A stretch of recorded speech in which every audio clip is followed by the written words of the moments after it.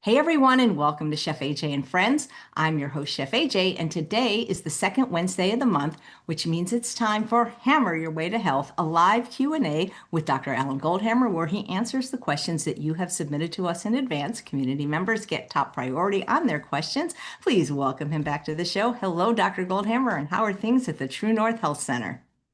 Hello, AJ. Yeah, things are going well. We've been busy putting in a new, very large solar system. So, that's the work we're doing right now, trying to become energy independent. Oh, wow. That's something. Hey, anything new or exciting, either in terms of water fasting or research, or maybe you've been on some new podcasts that are getting 5 million views? Yeah, well, we've definitely been getting some exposure from podcasts, not the least of which is from you, stirring up all kinds of interest in fasting. Yeah. And we also have a grant in with the government for the National Institute of Health for a major study that we've been getting good feedback on. However, now that the federal government is closed, the NIH isn't processing any paperwork. We don't know where we stand with the whole process and how that's going to play out. So hopefully they'll open up the government soon and be able to go back to processing the our grant application.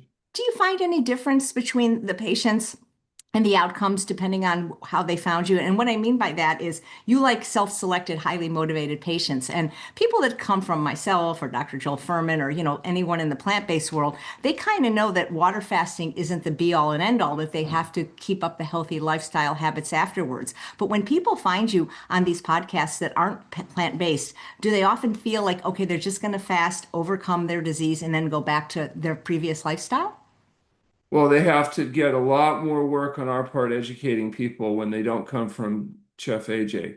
The patients that we see from you already have the hard work down, which is the diet and lifestyle understanding and modification.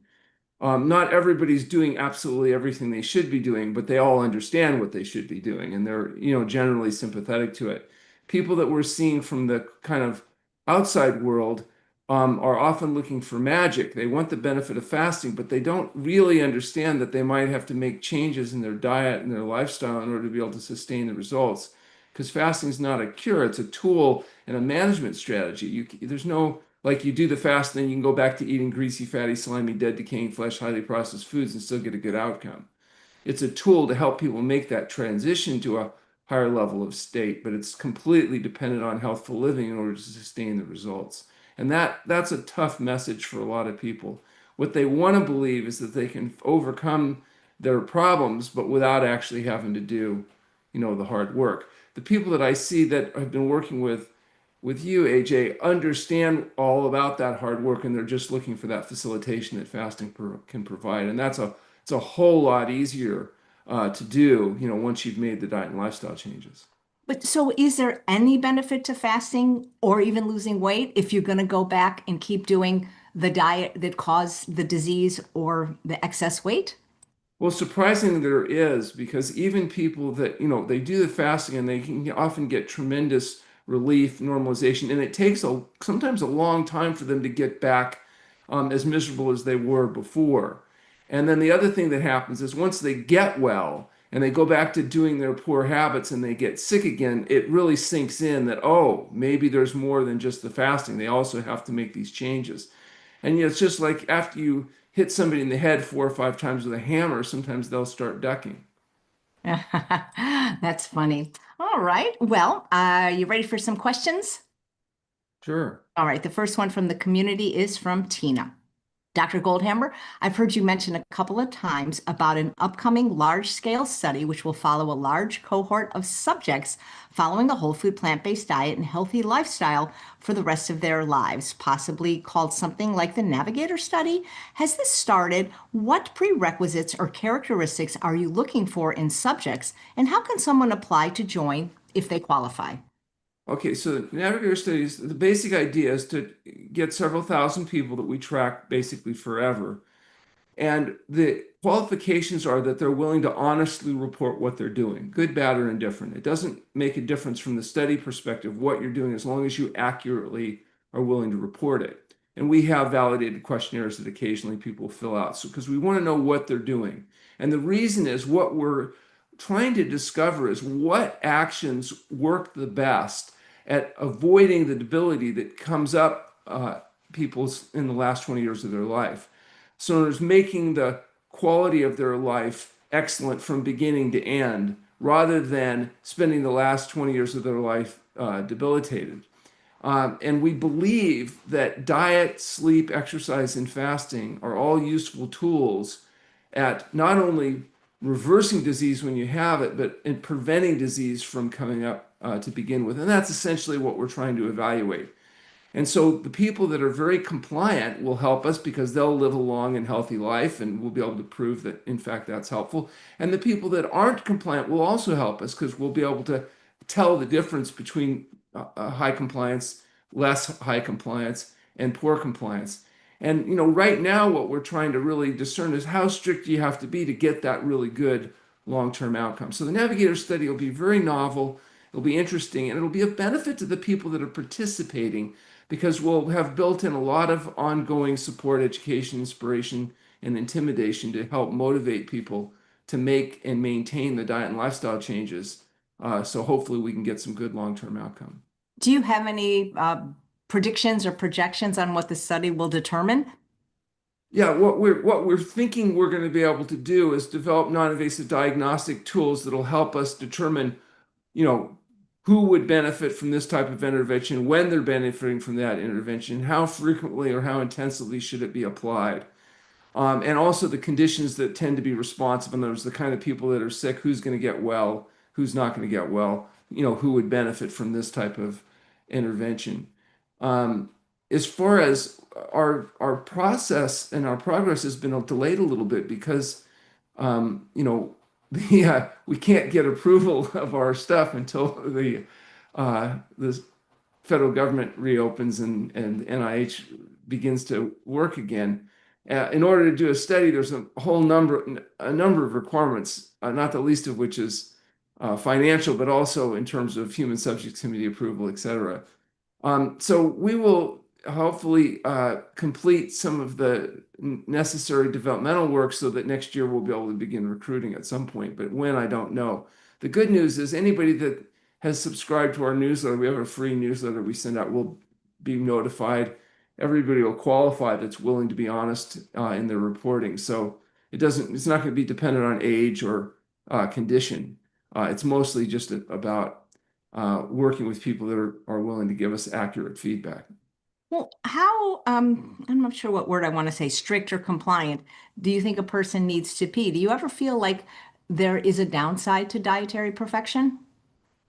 Yes, there's tremendous downsides to eating a healthy diet. Number one is people tend to lose weight down to their optimum weight, and they can often become social outcasts because of it, because everybody else starts hating them and being jealous of their results. The other problem is that many people live so much longer that they run into the problems of, all their friends dying, and in some cases their family members and other loved ones dying before they do. So it gets harder and harder to make new friends as people get older. And there's other consequences as well that I'm sure are negative. However, most of the consequences are quite positive: a reduction in pain and debility, increased quality and quantity of life span, increased ability to enjoy and appreciate your life. So I think overall the balance is strongly favorable to healthful living, but definitely there are consequences that happen to people that do it. Well, what about the one idea that Dr. Lisle often talks about, this ego trap that people often fall into when trying to set the bar too high? Yeah, you have pleasure trap and you have ego trap, both very powerful factors. The pleasure trap is pretty obvious. You have a little bit, you want a lot. And so, some people are vulnerable to that. And so they have to avoid things completely in order to avoid the problems of the pleasure trap, where you get trapped by the artificial stimulation of dopamine in your brain, the neurochemical associated with pleasure. And once you start consuming a little bit of the stuff, it becomes a dominating factor, and now you're in trouble. But there's another side of it, which is called the ego trap, which is essentially if you try to be too strict, some people feel deprived, and so they have psychological challenges as a consequence of feeling deprived. those people sometimes, if they're not vulnerable to the pleasure trap, can indulge in a little bit of this or a little bit of that, not get carried away, and have their psychological limitations met. The problem is many people are vulnerable both to the pleasure trap and the ego trap. And these people have a real difficult time because if they have a little bit, they want a lot. If they have nothing, they feel deprived and they're, psychologically under stress. So they have to talk to people like Dr. Lisle to try to get themselves recalibrated. Um, there are some people that are not vulnerable to either, and so they have an easy time of it. It makes it a lot. And that is one person, and that's you. No, no, no. There's lots and lots of people that are not particularly vulnerable to the pleasure trap. You've seen those people like Dr. Lisle that, you can have a little bit. I mean, remember as a kid, they'd have those like packages of cookies or something, and he'd have one and wrap it up and put the other one away. You know what I mean? That's just, he would never be overweight. You could put him on a dead Dr. Atkins diet, he would still be lean because he has very sensitive satiety even to highly processed foods. So, some people like that don't have to worry as much about it as other people. Like I would be the kind of person that would eat both of the cookies and the packaging. You know what I mean? It wouldn't be a good thing for me. Some people are not at all vulnerable to the ego trap because they don't care what other people think. So people like myself that are way far out on the spectrum and are very disagreeable, don't care what other people think. It's much easier. We have a much easier time of it. But if you're one of those loving, caring, kind, considerate people that worry about other people's feelings, yeah, you're going to have trouble because no matter how you do this, you're going to be pissing people off. If you're successful, you're going to piss people off. If you have a variation, you're going to piss people off and excite people. Nothing like seeing a bunch of pleasure trap, ego trap people get excited when somebody trying to do the right thing has a slip because it justifies their own existence. So they're going to be cruel to you no matter where you go. And if you worry about that, that's a problem. This is a very difficult thing for people to do. I think it's probably the most challenging thing to ask people to do, which is to live healthy in a world designed to make them fat, sick, and miserable. Where everywhere you go, people are trying to give you what you want, but not necessarily what you need. But would you say that your definition of what a healthy diet is a little bit different than many of the other doctors in the plant-based world? Well, I think we can all agree that a healthy diet would be a whole plant food diet that avoids added salt, oil, and sugar.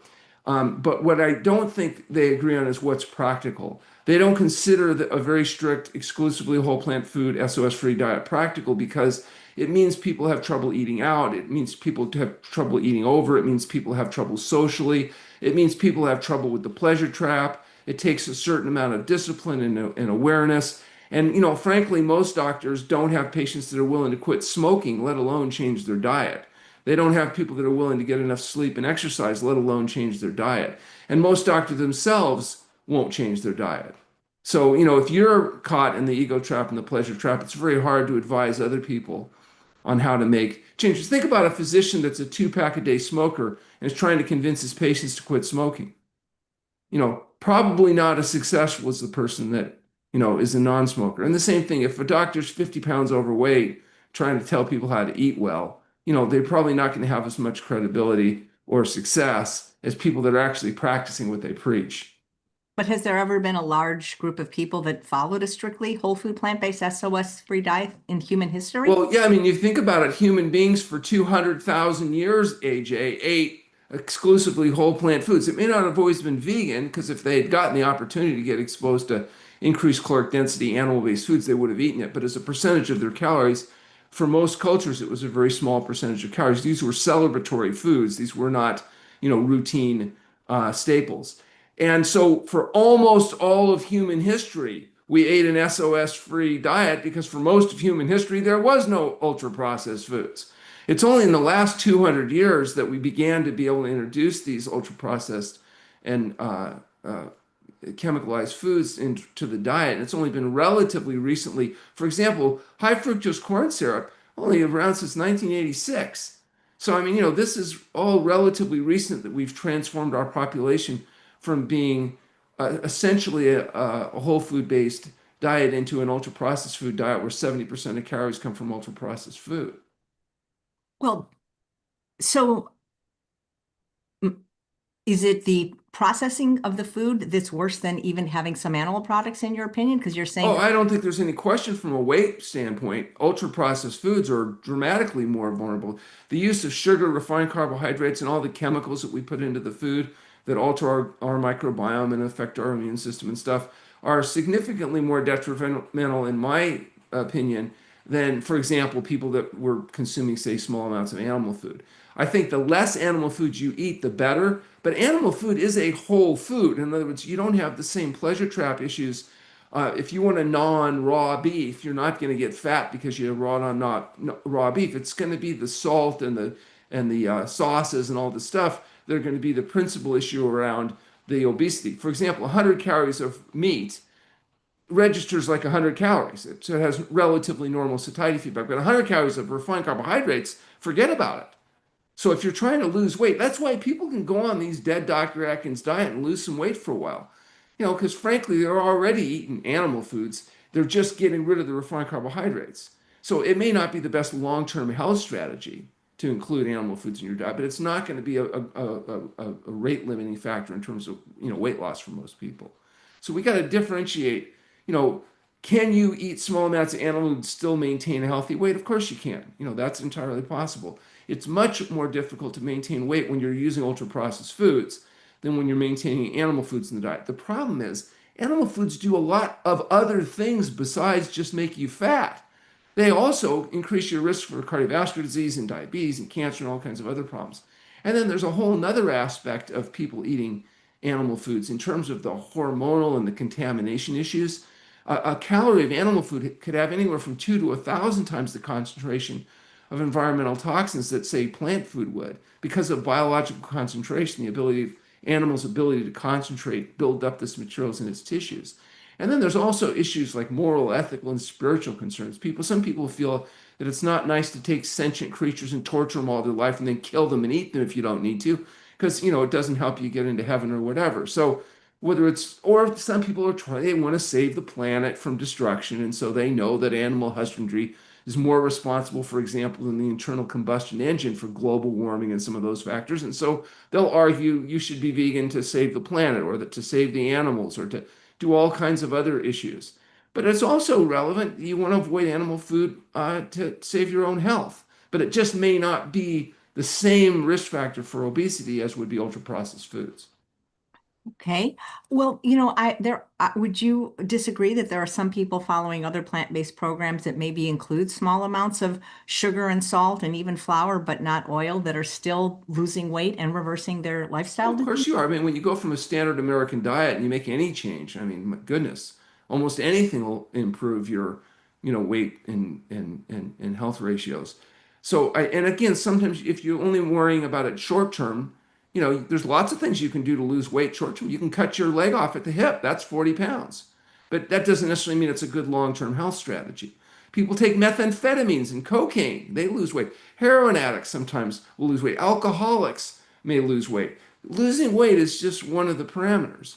It's an important parameter, and it's one that's of concern to people because the more fat you have, the more visceral fat you have. The more visceral fat you have, the more inflammation you have. And that inflammation is associated with heart disease, cancer, diabetes, and autoimmune disease.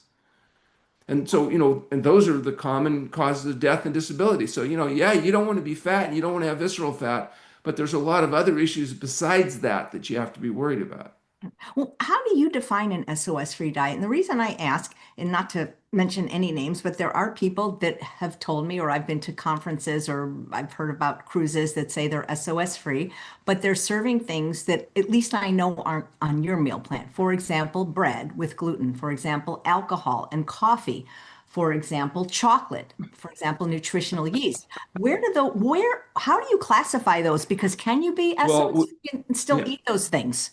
yeah. We recommend an exclusively whole plant food diet that's free of added salt, oil, and sugar. So that would include whole fruits, vegetables, both raw and cooked, including starchy vegetables like squash and potatoes and etc.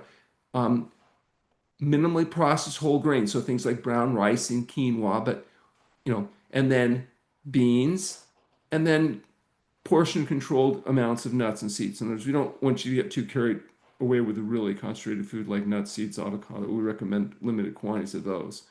And that means the diet's going to be around 15 to 18% of calories from fat, 10% of calories from protein, and the balance from whole plant food carbohydrates. Anything else is not a whole plant food carbohydrate. Now, can some people, for example, instead of eating brown rice, have some rice pasta?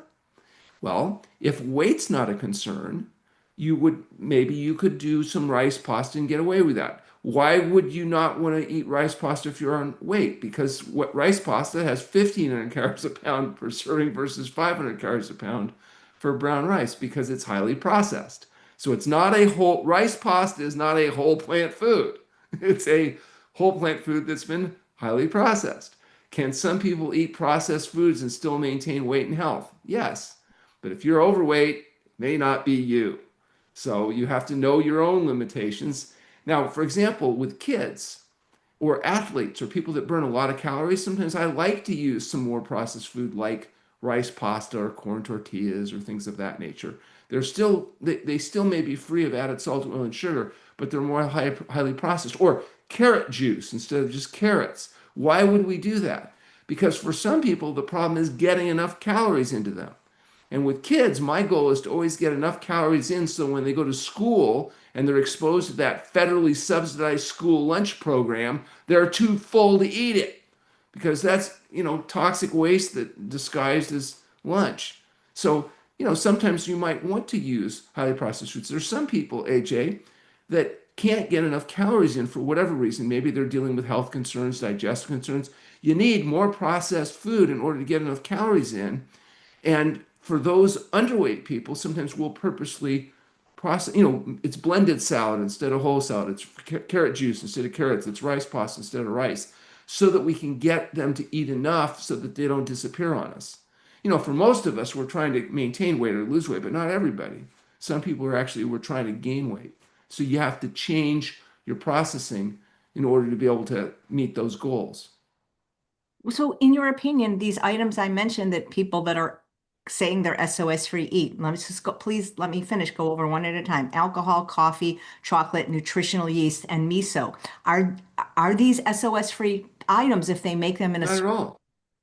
I mean, you call them whatever you want. They're not within the context of a whole plant food SOS-free diet because they're not whole plant foods. They're not SOS-free. I mean, some of these things like miso is basically cup of salt.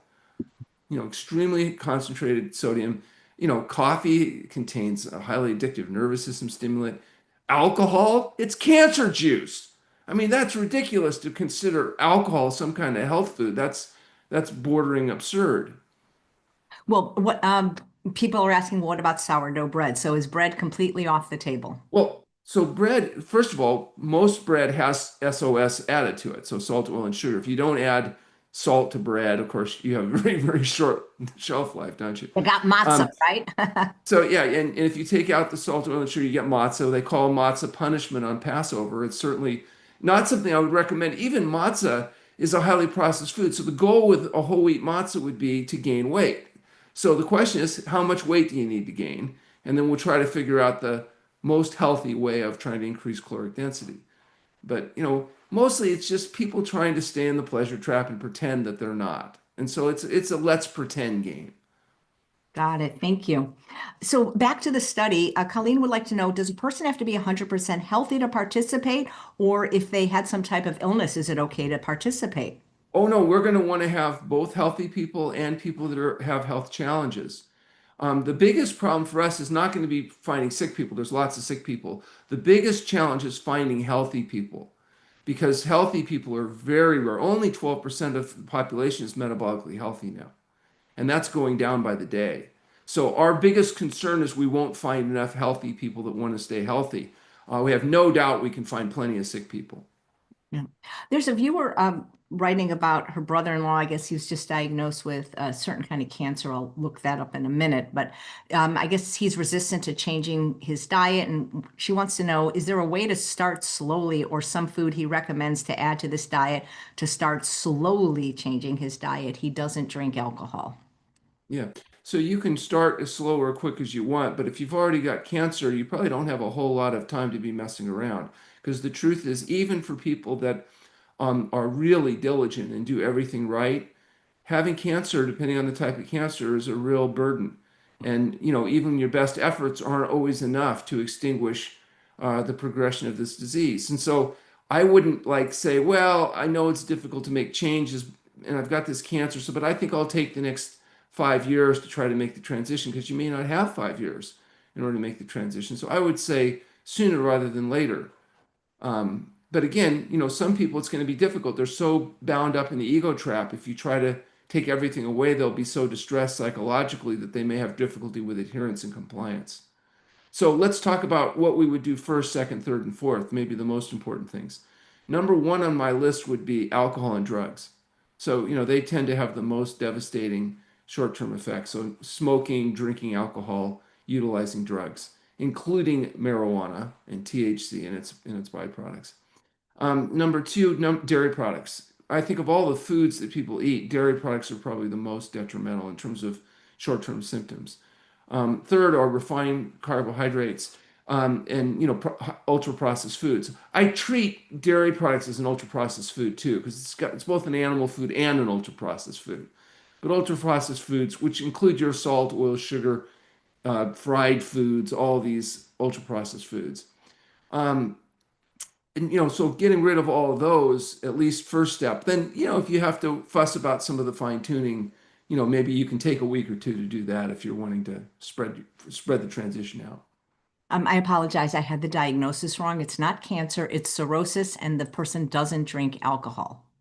Oh yeah, well, fatty liver and cirrhosis liver now is really common. In fact, we are just adding, we've converted a diagnostic room into a diagnostic ultrasound room, and we're just in the process of getting some really nice, fancy research grade ultrasound equipment that's going to allow us to offer diagnostic ultrasound at the center. So we'll be able to do, for example, liver scans and be able to show before and after fasting changes in fatty liver. We've done it with lab, and now we'll be able to do it directly with ultrasound. And so fatty liver is very common. It's becoming epidemic. And fortunately, it does reverse with fasting. And for people willing to make the diet and lifestyle changes, they're able to sustain those results. So it's very encouraging that it is a reversible condition. Right. So, as we talked about the foods that you don't recommend in general, or specifically even on a strictly SOS-free diet, what I keep seeing in the chat is, what about nutritional yeast if it's non-fortified? What about chocolate if it's Right. 100% cacao? And what about miso if it's low sodium miso? Okay. So first of all, I don't know about low sodium miso. I mean, I don't know how that works, but low is probably not low. It's probably less. As far as what was the other one, AJ? So it was, what about nutritional yeast if Oh, it's yeast. Okay, so if it's yeast is a non-fortified? yeah. So yeast though is still it's basically an animalcule when you think about it. It's a single cell organism. I don't I don't know that there's any big problem if you were using yeast like you would a spice, small quantities because you like that disgusting flavor. That might be okay. I don't know. It causes some fermentation and gas and other digestive challenges in some people. Those people probably would do better without it. I don't know. It's a very high protein food, and of course, we're always struggling trying to keep total protein levels down and avoid excessive concentration. So I wouldn't treat it like a health food and take gobs of it. But if for some reason you wanted it as a part of an ingredient in a recipe or something, I don't know that I have a huge objection to it. There's some glutamate that can convert across and be a problem for people. But anyway, so that's not a huge problem. Um, I know there's for miso, the biggest objection I have to miso is the tends to be extremely high in sodium, just like other fermented foods. But you can make pickles without salt, and you can make, cabbage without salt, and that may be fine. So if there's a way to make it without added salt, maybe I haven't seen it, but maybe that's a product that would be more acceptable. And Oh, chocolate generally to make chocolate palatable is associated with salt, oil, and sugar. If you wanted to add some, you know, well, there's also inherent caffeine and other problems with it. Basically, what I just tell people is that if there's something they really, really, really want, they can't have it. Okay. But if they really want health, can they have it? If they really want health, they can eat a whole plant food, SOS-free Right. diet, get the exercise and sleep, and stop trying to indulge in the pleasure trap. And what about 100% cacao? And also, you don't like date sugar or date syrup, even though, No, you don't want date sugar. Come on. but date Listen, sugar is, wait, wait, wait, please. Date sugar is literally a date that's been dehydrated and ground. I understand, AJ, but when you take one, if you were to take one date and dry it and grind it up and put that on your oatmeal, I wouldn't have an objection. But that's not what happens when you get date sugar, which is highly processed. It's the equivalent of many dates. And I want to ask you, AJ, before you were married, did you go on multiple dates in a day or did you go on one date? I barely dated. I had one Okay, boyfriend. but if you went, you wouldn't go on multiple dates in one day, would you? Because it's too much. And so if you want to have a date, but don't have dates. And date sugar is essentially dates. All right, you're funny, Dr. Goldhammer. So, did we address the 100% cacao yet? Um, so I don't know about 100% cacao. You're putting cacao powder on something else to change the flavor from what would naturally be good to taste like cacao. Is that the idea? Something like that, I suppose. Yeah.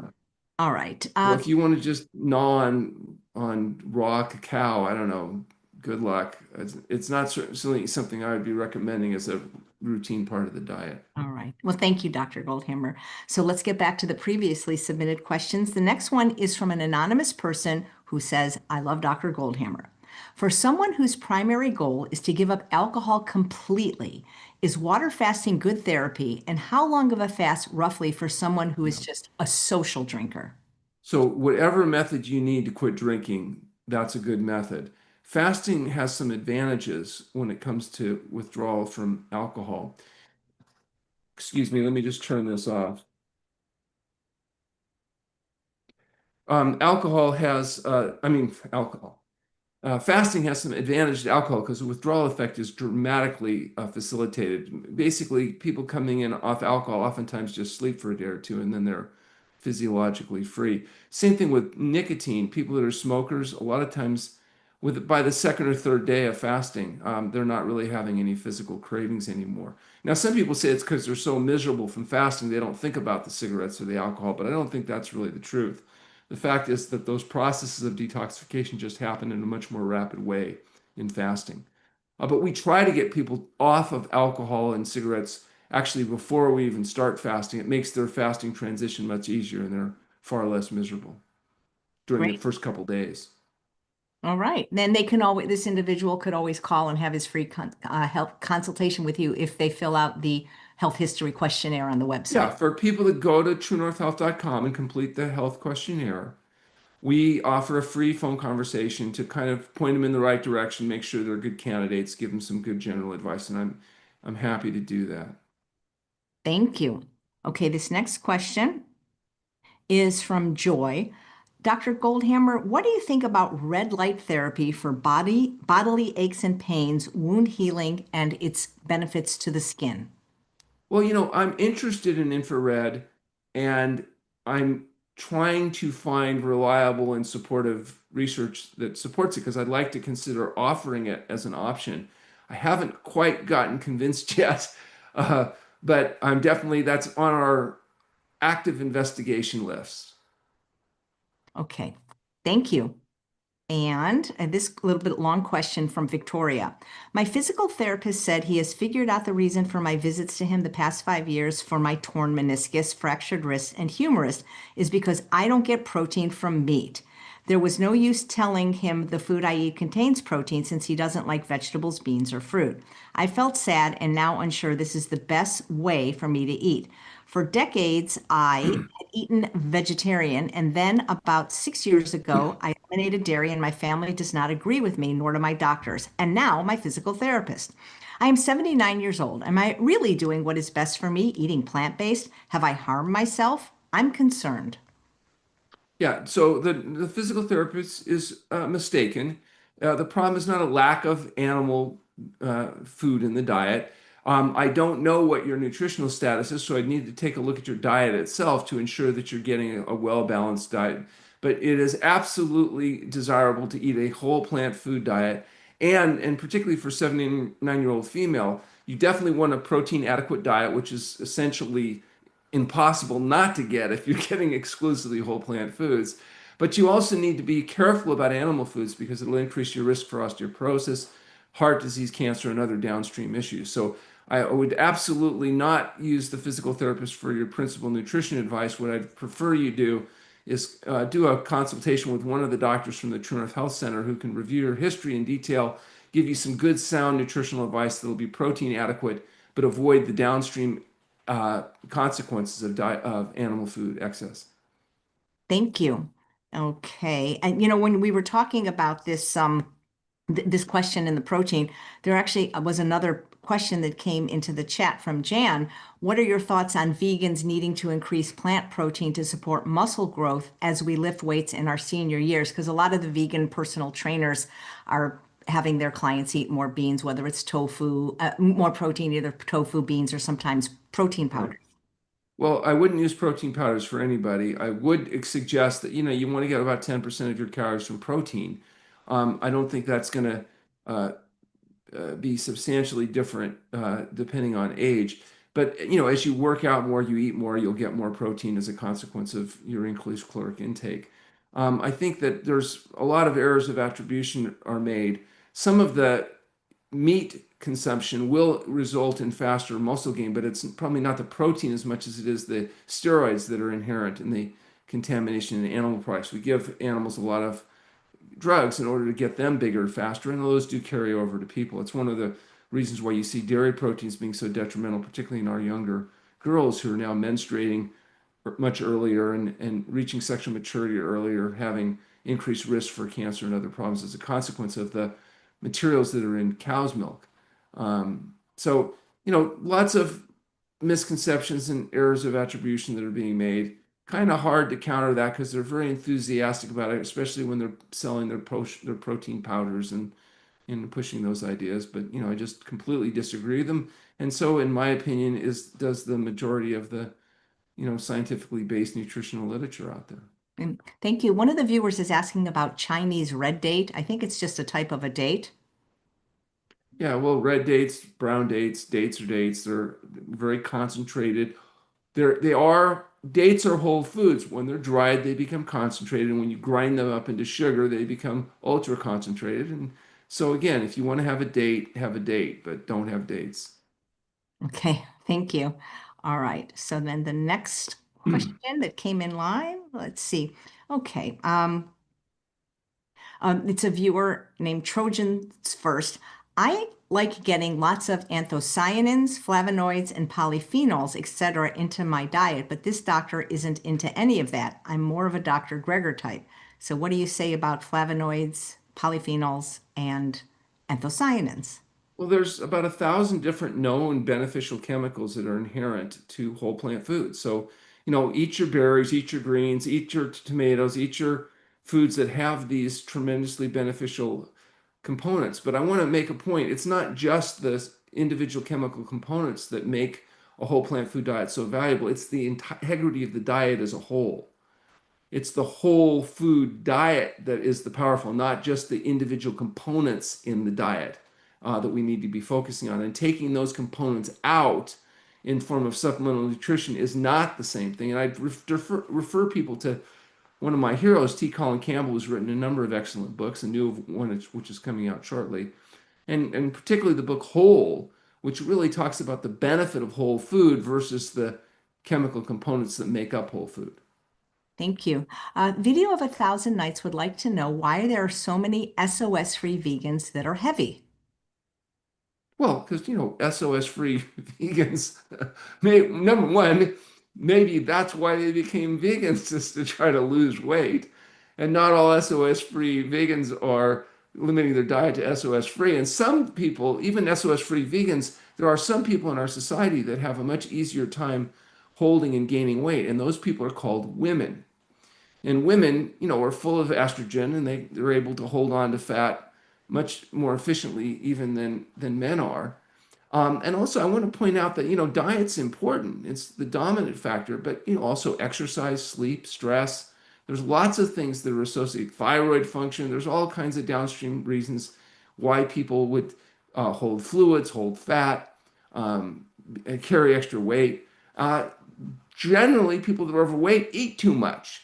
And people that eat too much are, you're particularly vulnerable to eating too much if you're eating ultra processed foods or if you're eating uh, conventional dietary intakes. But it doesn't mean you can't eat too much on a vegan diet, for example, and particularly even a vegan SOS-free diet. You can still eat too much ultra processed foods, too much nuts, too much, perfectly healthy whole foods, but they're too concentrated eating in excess quantity. Well, the thing is, But what's interesting is a lot of the people that say they can't lose weight, they come to the center, they eat as much as they want to eat of the whole plant food diet served at the center, and guess what? They're losing weight, oftentimes as much as a pound a day. So I am always a little skeptical of the people that say, oh, they eat exclusively whole plant food diet, but they're maintaining significant excess weight. well, I was I'm not, just so you know, I mean, I'm not SOS free, Dr. Goldhammer. I mean, I don't think that's a shock to you anymore. I No. mean, been about 2 years since my cancer diagnosis, and I'm one of these people that has to, Yes. I got to keep my weight above 100. And so I'm not eating egregious things, but there is some salt and sugar that occasionally slip. Yeah. And when I was on a retreat for a week, twice I had steamed vegetables that had a very small amount of oil. So I'm Yeah. certainly not perfect like I was for the first Yeah, I 12. wouldn't recommend the oil for you, but I agree. You do need to eat enough processed food so that we can get enough calories into you to be able to sustain your weight. So that's that. I would actually agree with that. But I don't know that oil is probably a good thing for Well, you. this was twice in a 1 week experience. I brought all my own food, but they're like just it wasn't enough. And twice It's hard, isn't it? yeah, it's but this was like this. I don't seek oil. I don't really eat at Right. restaurants. But what I'm saying is, I do need to eat bread. Like, I mean, that's a because Yeah. of the pancreas issues, I can't eat the nuts and all the things that normal people eat Right. to gain weight. But the point I was trying to make is before I met you, which was the weekend of Martin Luther King Jr.'s birthday in 2011, I was like 65 pounds heavier than I am now. And I had been SOS free for years. But in my case, it was the diet was just too high in caloric density. And that brings another big controversy that everybody has to eat nuts no matter what every day. But for me, until I lowered the caloric Well, density, no, some people don't do well with nuts because they overeat them. They're food triggers for them. And so for them, they need to find another source of calories rather than nuts. absolutely. All right, thank you. Dr. Goldhammer, what is it about NMN and NO? I don't know either of these as a supplement that Dr. Joshua Hellman recommends.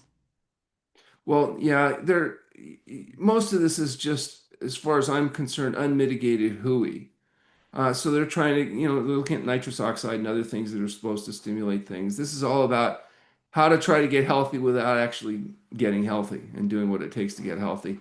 And in the form of a pill, potion, or powder that, although very lucrative for the people selling it, isn't necessarily health promoting for the person that's taking it. So I don't recommend those pills, potions, and powders, despite the fact that, people that are otherwise making a lot of really good recommendations are making their living selling those pills.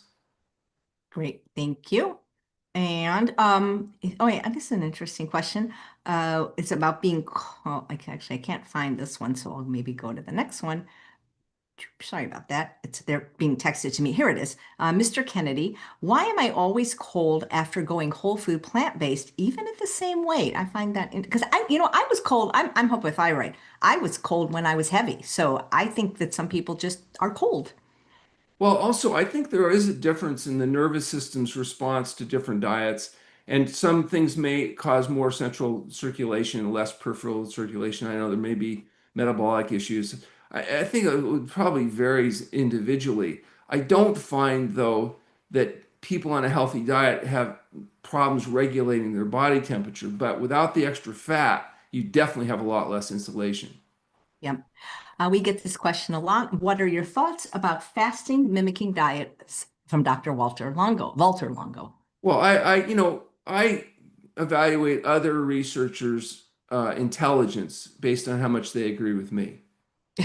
And in Walter Longo's book, he says don't ever do long-term water fasting because it could be dangerous.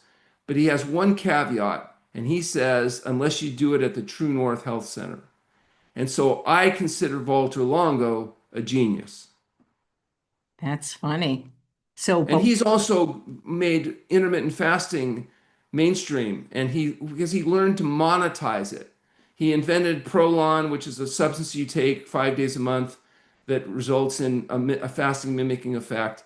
And he's got 10,000 medical offices selling Prolon. So he's made fasting much more accessible. And he's a brilliant scientist who's done just some tremendous work and published some tremendous papers in journals like the Journal of Metabolism and major medical journals. And so I really admire him. I appreciate the work he's done. I'm looking forward to working with him on a joint research project in the future. And I wish him absolutely the very best. Although we don't particularly use these products associated with intermittent fasting because we don't have to do fasting mimicking approaches. We can actually do fasting at the TrueNorth Health Center. thank you. But you're not a big fan of the Prolon, are you, where they eat the, I'm not a big fan of when you look at the chemicals and the substances they put in Prolon, it's not the kind of stuff that I would recommend. It's not a whole kind of food approach, but I understand what they're doing, and I appreciate the fact that they're trying to use some of the revenues that come from the sale of Prolon to support fasting related research and all that stuff. But it's not something that I would get behind or endorse or utilize directly. thank you. Okay, this is a question about hernias. And have you ever had a patient that was cured from either an inguinal hernia or an umbilical hernia? And if so, could you please talk about it? Oh yeah, we've had lots of patients that have been able to resolve these, but they do it with surgery, and they typically use the Schuldeis or some variation of the Schuldeis procedure, which minimizes or avoids the use of um, mesh, and they've done extremely well. So, these are mechanical problems. You can try to minimize them with exercise and do different things, but ultimately, when you have a mechanical hernia, ultimately the way that it gets corrected is mechanically. And that's going to, in most cases, involve a surgical procedure if it's bad. Thank you. This question is from Claire. I have lost 40 pounds, but I still have 50 to go and have stopped losing. I'm eating an SOS-free whole food vegan diet.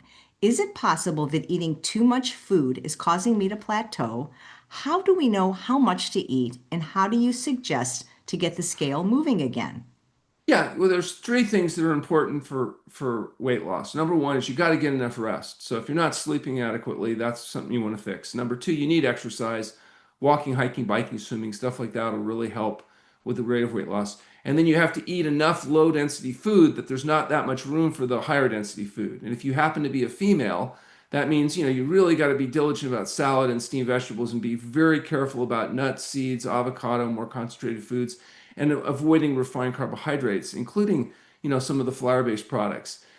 Some women are so efficient that they really only you even have to limit the quantity of complex carbohydrates. For males, you usually don't have to worry too much about that, but for women, we sometimes do. So the way you know, though, is if you're losing the 1 to 2 pounds a week, then you're probably doing fine. If you're not losing that, you probably have to tighten up the screws in the diet or exercise a little bit more. If you're losing more than that after the early weeks, I would actually be a little concerned about the stability of the approach.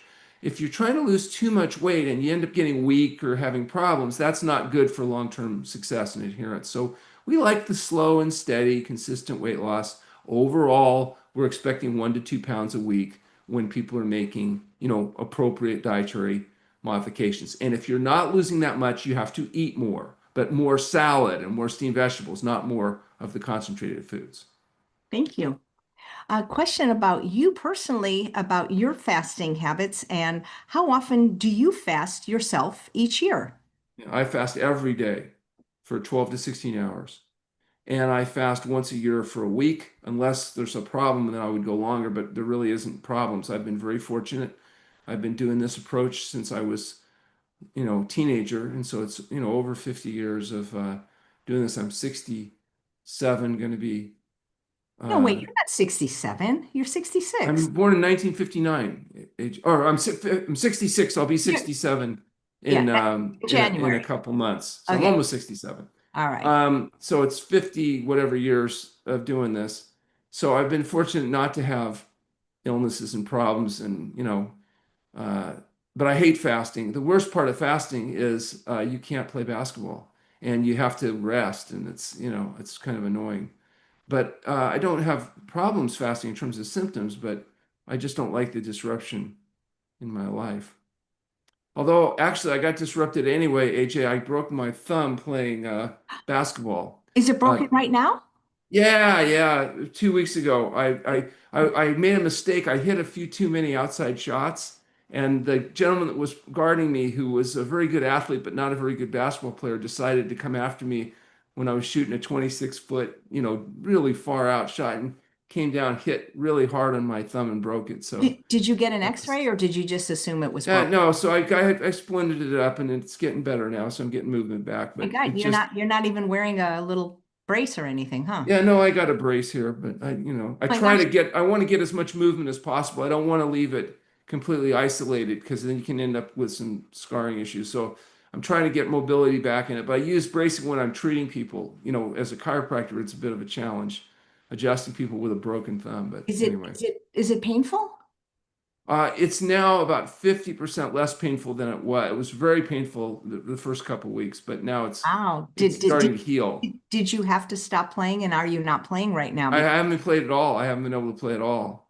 So are you doing something else for exercise at all? Yeah, I found the extra 10 hours a week that I've got from not playing basketball has been tremendously helpful. I've been able to make our return calls, our program inquiry calls. I've been able to get tons of reading caught up. I've completely caught up on our phone calls, and I'm doing these. I've been doing a lot of podcasts. I leave tomorrow for LA and then Florida to do a series of podcasts from new audiences. Though I've got there's a professional golfer who's having me on her show. I'm doing a gentleman in LA that has more thinking processes, different audiences, different You know, markets. do you happen to remember the names of any of the Yeah, individuals? I have all the names, but I think I should give them to you when I have when after they're done and we have release dates and stuff for the Oh, shows. well, congratulations. That sounds amazing. Did the person that broke your thumb know he broke it and apologize? Oh yeah, he knew. We knew right then. It was pretty obvious. I Yeah, mean, I don't see you as a person that would cry, but did you like make a sound like ouch or anything? Did you? no, Nothing? it doesn't do Nothing. any good. Wow. You would have been I always thought like if you weren't what you were, you'd be like the best paramedic. But the what? Paramedic. I always thought you Well, I would. worked as an EMT when I was in school, AJ, and it was really interesting experience because yeah, I really didn't have too much trouble with any of the problems of the patients that we were treating. Um, I did notice though that whenever we had a kid that we had a problem, like if a kid was run over by the car or something, that would bother me a little bit. I didn't like having to deal with kids, but it never bothered me with adults or anything. So that was. You could always tell how bad the case was going to be by how far back the cops were standing at the accident. You know what I mean? If they were on top of it, it probably wasn't that gory. But if you had brain matter spilling out and stuff, they would always stand back. You could tell as you pulled up. Wow. You're great. You're very emotionally stable, things that I could never do or look at. Rosie on Instagram says, do you recommend women take a creatinine supplement? No, I recommend nobody takes a creatinine supplement. Okay, thank you. And Adele on Instagram says, is it possible to keep following a whole food plant-based SOS-free diet when the body can't seem to tolerate much fiber after chemotherapy blew up my stomach and I don't have a Mm. gallbladder? The dietitian said I'm backing myself into, it stops there with C. I'm guessing corner is the next room. Well, yeah, no, I do think there are some people that can't handle fiber. For example, anybody with ulcerative colitis or whatever, you can't just put unlimited amounts of salad into them without, really creating a problem. Now, eventually, as their colon heals, they'll be able to go back to eating more variety of foods. So sometimes you have to do more steamed and starchy vegetables. You may need to do blended materials or juiced materials, removing some of the fiber. So you definitely have to modify a whole plant food diet to meet the limitations and needs of the individual, that you're dealing with. And so not everybody can eat exactly the same diet. Thank you. Do you recommend either omega-3 fatty acid supplements or iodine supplements? Well, if people are low in omega-3 or iodine, yeah, you'd have to fix it. But iodine can be done without supplements by just including some iodine-rich vegetables in the diet, or maybe some sea vegetables like nori or kelp or something. Very, very rich in iodine. So it shouldn't be necessarily routinely supplement for iodine. People getting a variety of plant foods that are grown in iodine replenished soils, generally there'll be enough iodine in the food, and if not, like I say, you could take a supplement, but it would be probably, from my viewpoint, better to use plant sources of it. And as far as what was the other one, iodine or? Iodine and omega-3 fatty acids. Well, yeah, sometimes if people are not able to eat nuts, seeds, avocado, and if they tested low for DHA, you could certainly get an algae-based DHA supplement, but I don't think you'd have to be doing that routinely.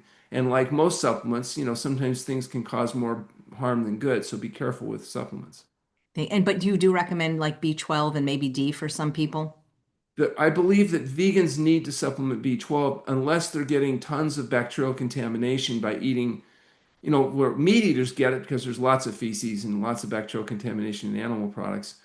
But that's the only source of B12. And because we wash and peel, because we don't want worms and parasites and we want to stay healthy a long time, vegans will eventually deplete their B12. And so we recommend taking 1,000 micrograms of B12 a day. It's not very much. It would fit on the head of a pin. It doesn't take There's a very couple of much. people that are influencers like on Instagram, not doctors, that are like saying it's a hoax and that no one should take B12 ever. It's kind Well, I can tell you from my experience, so AJ, 40 years in practice, I've seen more B12 deficiency than most people because I see a lot of vegans and particularly in fruitarians and people that are on extreme versions of vegan diet, they definitely get B12 deficiency. They get megablastic anemia, they get neuropathy, easily fixed with supplemental B12. So in my experience, that is absolutely complete nonsense.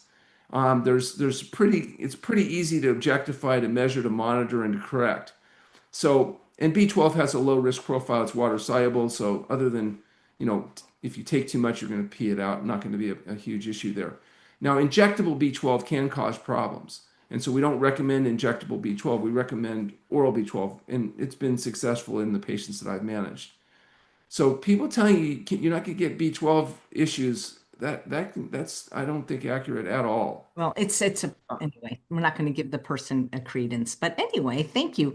Tell me when you want to stop because they will keep coming in with questions for you. So we can always ask them to bring them back next month. Do you want one more, two more, three more, Yep. or no more? Okay, so let's try this one because the holidays are coming up. Juanita says she has 60 pounds to lose and has gotten wildly off track after multiple holidays and cruises with lots of rich food and alcohol. How does a person like me get back on track when I've tried so many times and I always fail? I'm sorry about that. Well, it is a really difficult process. There is no question. The best motivating factors are pain, debility, and fear of death.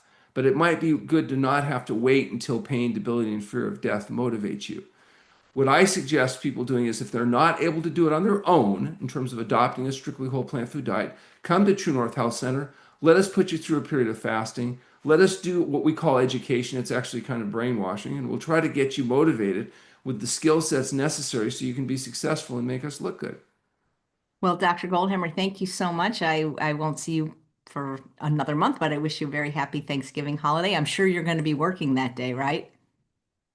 I'm going to be working that day, and I understand you're going to be joining us during some time over this Yeah, holiday you season. you actually weren't supposed to say that. So, Oh, well, but um, we're looking forward to because you having you, know what AJ. happened last time, so we're not I know, saying I yes, know, I know.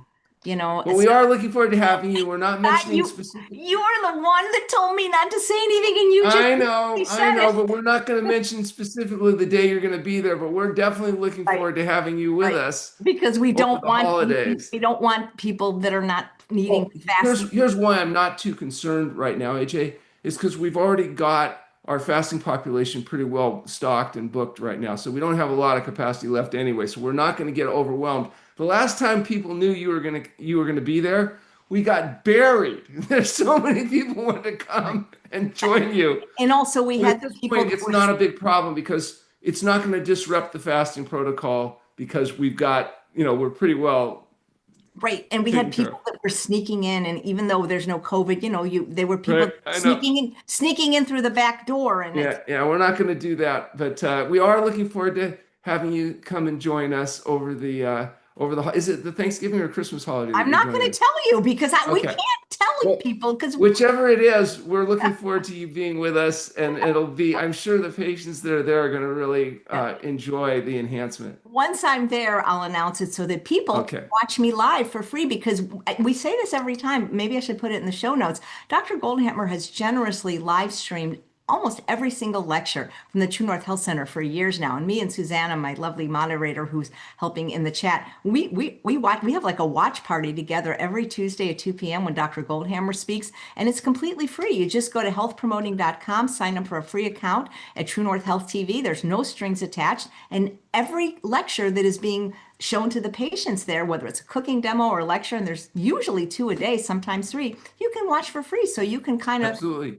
yeah. And we And also have a Roku channel, AJ, a True North Roku channel, where a lot of our recorded videos are also freely available. So we're trying to do our, as much educational content as possible for people. And we've been trying to add some new stuff to that. And so that's all readily available for people. And so even if they can't come to the center when you're there, they can log in and hear your live presentations while you're with us. exactly. And these presentations are live. We don't record them, or at least I don't want mine Right. because I like, And we still want you not to overdo it though, because you're supposed to be resting too. oh, I know, but it's if I'm not fasting, which I won't be, to not do anything is kind of boring. And I love helping you in the kitchen because it's just really fun. Okay. Well, we're gonna have a good time. Yeah, over the holidays, Gar and I and you will be able to, make people hopefully happy. Yeah, I'll try to make them laugh, but it's no poker at all, not even one night, not one little poker tournament this time. That was so fun. Poker tournament. Yeah, I like poker tournaments. Maybe we can figure out a night that would be Yeah, because that's not, acceptable. I don't think that's, except for you who gets really excited when you win, I don't think it will be overstimulating for the Yeah. patient. Well, especially we'll have hopefully enough people that aren't fasting there that maybe can participate in that. So that'll be good. Yeah, because the year that I beat you was probably the happiest moment of Yeah, my life. I have to say that was really impressive. You kicked my butt. And I won a purple True North sweatshirt. And it was like that would be me beating you in poker would be the equivalent of you beating Dr. Lisle in basketball. Oh, well, that would be too much to ask for. I think it's a lot easier for you to beat me than it would be for me to beat Doug in basketball. Well, Dr. Goldhammer, it's always a delight and a pleasure to have you. Thank you for your generosity with your time and all you do. And we look forward to seeing you next month. Very good. See you later, AJ. Thanks. Hope your thumb gets better. And guys, come back in about 2 hours for Dr. Matt Letterman, where we're going to continue this conversation on the SOS-free diet and how I'm going to talk about why and how I'm no longer an SOS-free vegan. I am vegan. And Dr. Letterman is going to talk about what he believes is the downside to dietary perfection. So please tune in at 1 p.m. Pacific time. And I'm sorry I couldn't get to all the questions in the chat. There's so many. So all you have to do is send them in to help@chefaj.com. They get put in the queue. But if you're a member of the Chef AJ and Friends community, which I'd love for you to check out, because we're doing our Thanksgiving cook along soon,